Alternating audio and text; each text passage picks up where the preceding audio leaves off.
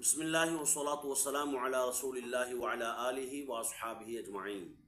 محترم سامعین و ناظرین، کچھ دنوں سے ڈاکٹر ذاکر نائک، جسے ذاکر نالائک بھی لوگ کہتے ہیں، اس کی وجہ یہ ہے کہ یہ اللہ تعالیٰ کے متعلق عقیدہ رکھتا ہے کہ اللہ تعالیٰ جھوٹ بول سکتا ہے، اللہ تعالیٰ فلاں فلاں کر سکتا ہے۔ کیوں کر سکتا ہے؟ کہ ان اللہ علی کل شیء قدیر، اللہ ہر چیز پر قادر ہے، ہر چیز میں جھوٹ بھی آتا ہے، لہذا وہ جھوٹ پر بھی قادر ہے اور وہ جھوٹ بول سکتا ہے۔ بولے گا نہیں لیکن بول سکتا ہے۔ نعوذ باللہ، اس خبیث انسان نے یہاں تک کہہ دیا کہ زنا اور یہ بھی کر سکتا ہے، کرے گا نہیں۔ نعوذ باللہ، کیا اللہ تعالیٰ کے متعلق یہ کہنا صحیح ہے؟ کیا عقل سلیم اس چیز کو تسلیم کرتی ہے؟ یہ سننے والے سامعین بتائیں، کیا کوئی مسلمان، چاہے بالکل کمزور قسم کا ہی کیوں نہ ہو، کمزور ایمان والا، تھوڑا سا سد بد رکھنے والا آدمی جو مسلمان ہو، وہ یہ کہہ اٹھے گا کہ اس کا یہ جملہ کفریہ ہے، یہ نظریہ بے ادبی اور گستاخی پر مبنی ہے؟ اس کی وجہ یہ ہے کہ اللہ تبارک و تعالی وہ ہے جو فرماتا ہے وَمَنْ أَصْدَقُ مِنَ اللَّهِ قِيلًا، کس کی بات اللہ کی بات سے زیادہ سچی ہوگی؟ تو اللہ سے زیادہ سچا تو کائنات میں ہے ہی کوئی نہیں۔ اس کی طرف یہ نسبت کر دینا کہ اللہ تعالیٰ جھوٹ بول سکتا ہے، جھوٹ عیب ہے، اور ہر عیب کی نسبت اللہ کی طرف کرنا کفر ہے، اور ایسا عقیدہ رکھنے والا قائل کافر ہے۔ دیکھیے، اعلیٰ حضرت فاضل بریلوی رحمۃ اللہ تعالی علیہ فتاوی رضویہ شریف میں سنی ہونے کی 20 نشانیاں بیان فرماتے ہیں، اور 20 نشانیوں میں سے 8ویں نمبر پر فرمایا وہابیہ کا معلم اول ابن عبد الوہاب نجدی اور معلم ثانی اسماعیل دیلوی مصنف تقویۃ الایمان، دونوں سخت گمراہ بددین تھے۔ اب دیکھیے، یہ کتاب میرے ہاتھ میں مختصر زاد المعاد، یہ محمد بن عبد الوہاب نجدی کی لکھی ہوئی کتاب ہے، جس کی وجہ سے ان کو وہابی کہا جاتا ہے۔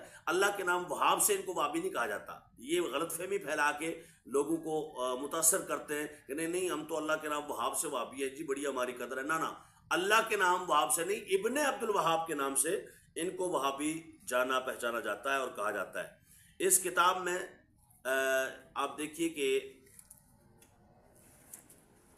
صفحہ نمبر 264 پہ وَلَقَدْ نَصَرَكُمُ اللَّهُ بِبَدْرٍ وَأَنْتُمْ أَذِلَّةٌ، یہ قرآن پاک کی آیت ہے، یہ لکھ کے ترجمہ کرتا ہے۔ اب دیکھیے، جو قرآن کا ترجمہ صحیح نہ کر سکیں، وہ قرآن کی ترجمانی کیسے صحیح کر سکتے ہیں، وہ تفسیر کیسے صحیح کر سکتے ہیں؟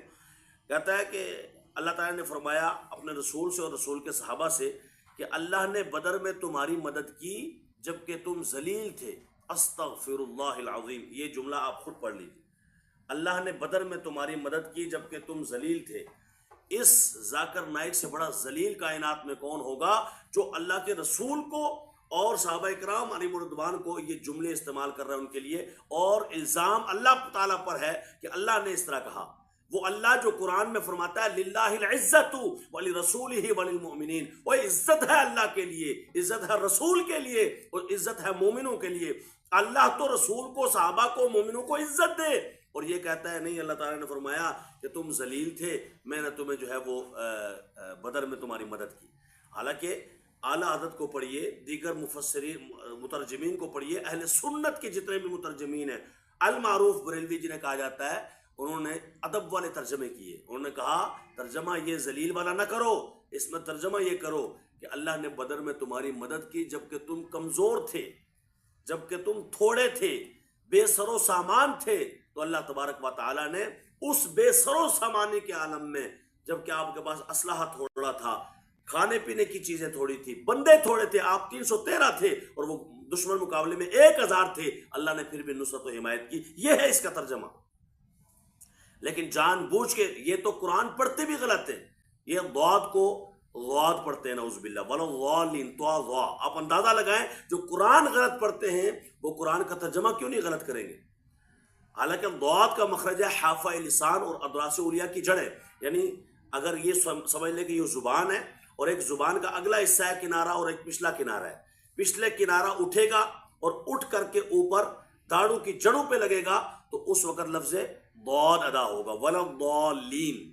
اس کا الگ مخرج ہے، غا کا الگ ہے، لیکن یہ قرآن کے پڑھنے میں بھی نعوذ باللہ من ذالک صحیح طریقے سے نہیں پڑھتے اور غلطیاں کرتے ہیں۔ تو جو قرآن پڑھنے میں غلطیاں کرتے ہیں وہ قرآن سمجھنے میں کتنی غلطیاں کرتے ہوں گے، آپ اندازہ لگا لیں۔ بہرحال میں بات کر رہا ہوں یہ ہیں وہ لوگ جو محمد بن عبد الوہاب نجدی اس کو ماننے والے ہیں، اور یہ ذاکر نائک بھی اسی سلسلے کا ایک آدمی ہے، اور اس کو ہمارے لوگوں نے بلایا۔ دیکھو اعلیٰ حضرت فرماتے ہیں ہمارے پاکستان کے مقتدر اداروں نے اسے بلایا، میں ان مقتدر اداروں سے کہوں گا کہ اس کو فی الفور واپس بھیجا جائے اور اس کی تقریر پہ پابندی لگائی جائے۔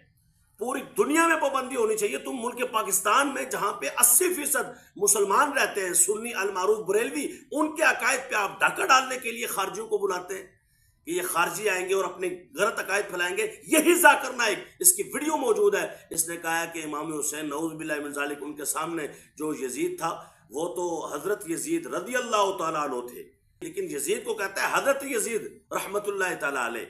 اگر اللہ تبارک و تعالیٰ تھوڑی سی بھی عقل دے تو بندہ سوچنے پہ مجبور ہو جاتا ہے کہ جو نواسہ مصطفیٰ کو باغی کہے اور یزید کو رحمت اللہ تعالیٰ علیہ کہے تو پھر وہ کتنا بڑا لعین ہوگا۔ اس کا نظریہ اور بھی بہت غلط ہے، لیکن میں اس پہ بہت زیادہ بات نہیں کروں گا۔ 20ویں نمبر پر جو 20ویں نشانی سنی ہونے کی فرمائی نا، یہ جو لوگ اس کے ساتھ بیٹھے ہوتے ہیں اہل سنت کے، ذاکر نائک کی حمایت میں اس کو عزت دینے کے لیے، اس کو پروٹوکول دینے کے لیے، وہ بھی سن لیں۔ اعلیٰ حضرت فرماتے ہیں گمراہوں سے میل جول اتحاد حرام ہے، یہ گمراہ ہے اور اس سے میل جول اتحاد حرام ہے۔ ان کی تعظیم موجب غضب الہی، ہمارے سنیوں کا اس ذاکر نائک کی جلسے اور مجلس میں بیٹھنا، اس کو عزت دینا ہے، اس کو تکریم دینا ہے، اس کو جو ہے وہ اس کی تعظیم کرنا ہے۔ اور اعلیٰ حضرت فرماتے ہیں ان کی تعظیم، جو رسول کی تعظیم نہ کرے، جو اللہ کے متعلق ہے، اللہ جھوٹ بول سکتا ہے، اللہ کی تعظیم نہ کرے، اس کی تعظیم مسلمان نہیں کر سکتا۔ مجھے اور آپ کو کوئی گالی دے تو ہم گلی محلے کے اور گٹر کے صفائی کے معاملے میں اس کے سامنے بیٹھنے کو تیار نہ ہوں اور اس کے ساتھ بیٹھنے کو تیار نہ ہوں، اور جو اللہ رسول کے متعلق غلط نظریات رکھے کہ اللہ نعوذ باللہ جھوٹ بول سکتا ہے، رسول کا خیال نماز میں آئے تو گدھے کے خیال سے بھی برا ہے، جو یہ عقیدہ رکھے جیسے کہ اس کے امام اسماعیل دہلوی نے صراط مستقیم صفحہ نمبر 118 پہ کہا، ان کے ساتھ کیسے مسلمان بیٹھ سکتا ہے؟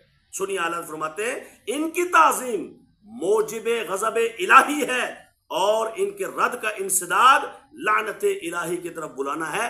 جیسے میں رد کر رہا ہوں اور کوئی رد کرے اور بندہ روکے، نہیں جی ایسا نہ کرو، یہ روکنا بھی لعنت الہی کی طرف بلانا ہے۔ آگے فرماتے ہیں اللہ تعالیٰ سب بد مذہبوں اور گمراہوں سے پناہ دے اور سنت حق کا خالص پر ثابت قدم رکھے۔ میں گزارش کروں گا مقتدر ادارے فی الفور نوٹس لیں، خارجیت اور رافضیت کو پروموٹ نہ کیا جائے۔ 80% جو ملک پاکستان کی سنی آبادی ہے ان کے نظریات کا بھی احترام کیا جائے اور اس کو فی الفور باہر ملک بھیجا جائے، اور اس کے ساتھ ساتھ ہمارے علماء بھی اس کی بالکل مخالفت کریں، بالکل تائید نہ کریں اور اس کے ساتھ نہ بیٹھیں۔ اور یہ اس کے علاوہ جتنے ہمارے اہل سنت کی عوام ہے وہ بھی اس کی مجلس اٹینڈ نہ کریں۔